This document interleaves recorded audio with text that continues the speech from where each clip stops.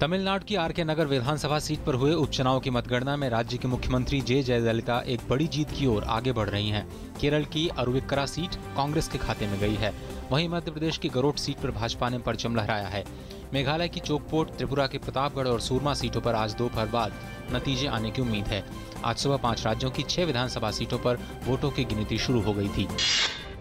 दिल्ली विश्वविद्यालय ने आने वाले सेशंस के लिए सेकंड कट ऑफ लिस्ट जारी कर दी है। इस लिस्ट में कट ऑफ परसेंटेज में कोई ज्यादा बड़ी कमी देखने को नहीं मिली।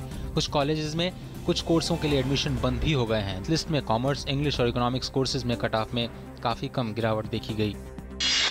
कश्मीर घाटी में आज तड़के 3:40 पर भूकंप के हल्के झटके महसूस किए गए। मिली जानकारी के मुताबिक भूकंप की तीव्रता 5.5 थी, जिसका केंद्र अफगानिस्तान में हिंदुकुश के पहाड़ों में बताया गया है। भूकंप का झटका महसूस होते ही अफरा तफरी मच गई और लोग घरों से निकलकर खुले में आ गए। फिलहाल भूकंप से किसी भी तरह के नुकसान की कोई खबर नहीं है। केजरीवाल सरकार ने सोमवार को दिल्ली विधानसभा में वैट संशोधन विधेयक पेश किया, जिसके मुताबिक कुछ उत्पादों पर वैट की दर बढ़ाने या घटाने का फैसला कैबिनेट को लेने का अधिकार दे दिया गया है। आज विधानसभा में इस पर चर्चा होनी है। प्रस्ताव में कुछ चीजों पर वैट की दर 20% से बढ़ाकर 30% करने की बात कही गई है। इस लिस्ट में पेट्रोल और डीजल भी शामिल है। विधानसभा से प्रस्ताव पास होने के बाद सरकार को यह अधिकार होगा कि वैट की दरें बढ़ाने और घटाने का फैसला कैबिनेट के स्तर पर ही ले लिया जाए। उत्तर प्रदेश के बदायूं में नाबालिग के साथ सामूहिक बलात्कार करने के मामले में 2 आरोपियों को गिरफ्तार किया गया है। सिविल लाइंस थाने में इस मामले में मुकदमा दर्ज किया गया है। यह मामला 23 जून का है। तीसरे आरोपी की तलाश जारी है। पुलिस प्रवक्ता के अनुसार 23 जून को आवास विकास कॉलोनी में रहने वाली 14 साल की किशोरी के साथ 3 लड़कों ने कथित तौर पर दुष्कर्म किया। पुलिस मामले के सभी बिंदुओं पर गहनता से जांच कर रही है। फॉरेंसिक जांच के लिए लखनऊ से टीम बुलाई गई है।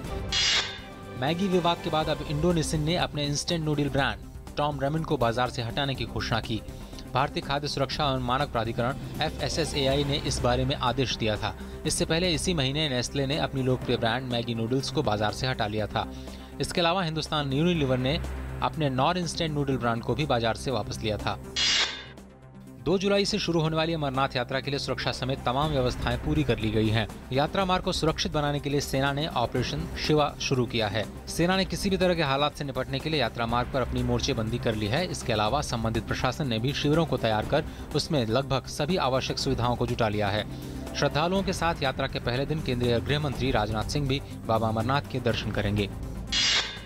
हिमाचल प्रदेश के मशोबरा में बन रहे प्रियंका गांधी के घर के बारे में RTI में सूचना न देने पर सूचना आयुक्त ने अहम आदेश दिया है।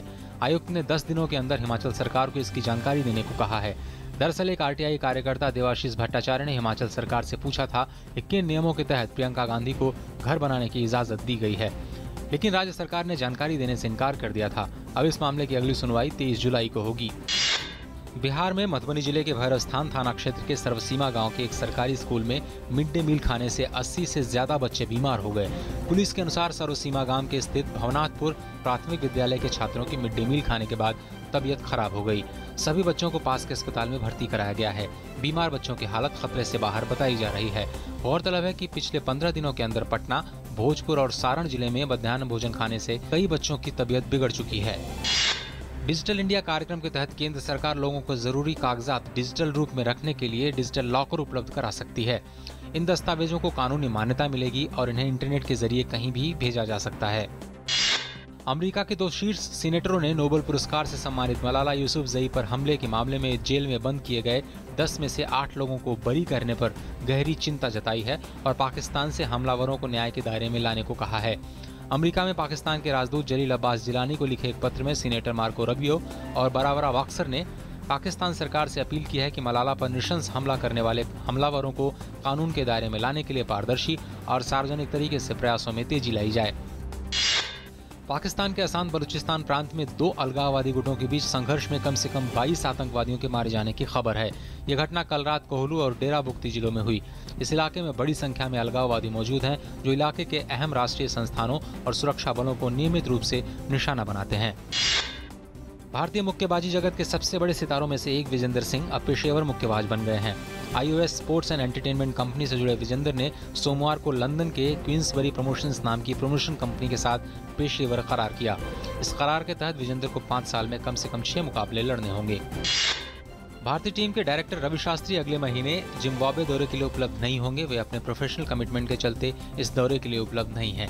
इस दौरान शास्त्री इंग्लैंड और ऑस्ट्रेलिया के बीच होने वाली सीरीज के दौरान स्काई स्पोर्ट्स के लिए कमेंट्री करेंगे। विंबलडन के दूसरे दिन आज को शीर्ष खिलाड़ी सेंटर कोर्ट पर खेलने उतरेंगे, जिसमें 7 बार के champion Roger Federer, local favourite Andy Murray और 2008 और 2010 के विजेता राफेल नडाल हैं। महिला वर्ग में दूसरी वरीयता प्राप्त पेट्रा क्विटोवा नीदरलैंड्स की किटी बर्टन के खिलाफ खेलेंगी।